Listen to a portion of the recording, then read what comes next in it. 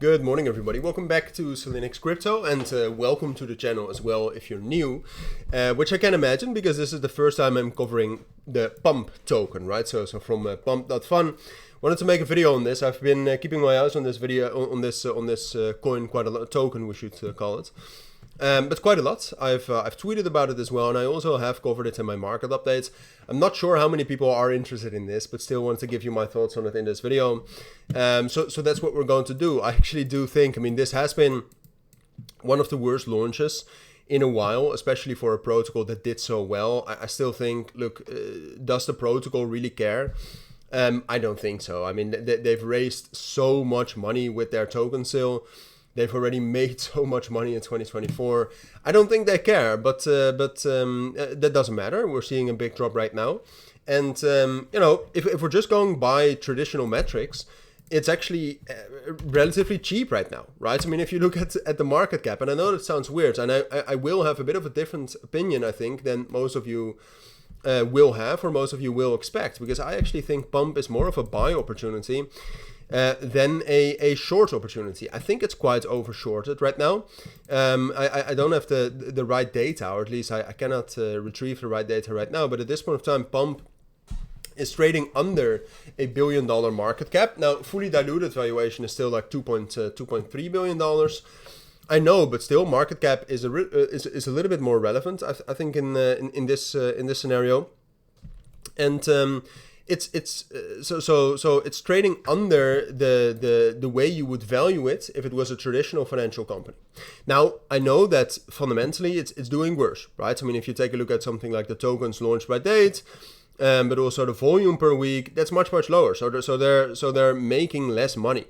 That is true, and the competition is becoming worse, etc. I understand. I think long term, the Pump token is not a great buy.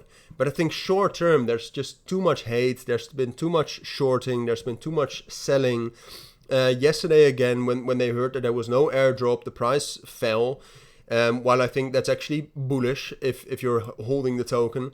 So I think it's getting into oversold territory. Now, do I think that's right now? Like we hit that level at 0.25 cents, bit of a psychological support level. Do I think that this is the area where, and I really do want to get some data. I'm not sure if I can get some data, but let me check. But do I think that this is the area where you should be buying?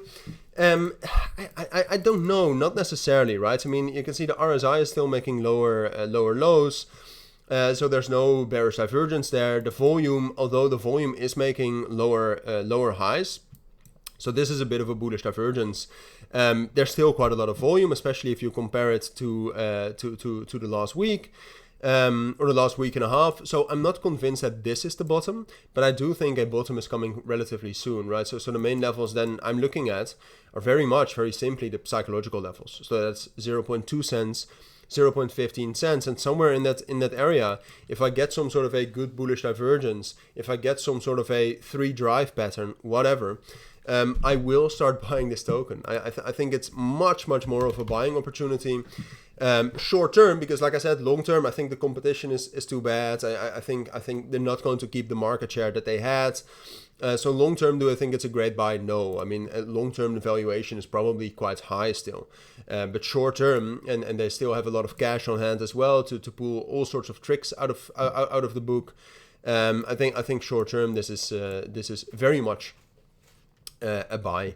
You can also see right here open interest going up. So this is since this morning, open interest going up quite a bit, CVD dropping down, or at least CVD being relatively stable. So that means shorts are coming in. Some shorts are being closed right now.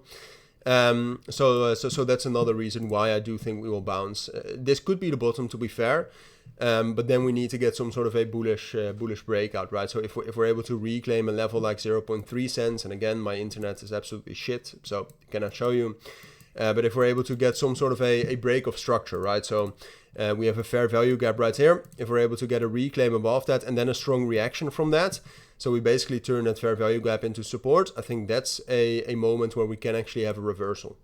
So keep your eyes on patterns like that, but be ready, all right? That's what I want to end with. So thank you for watching. Take care and bye.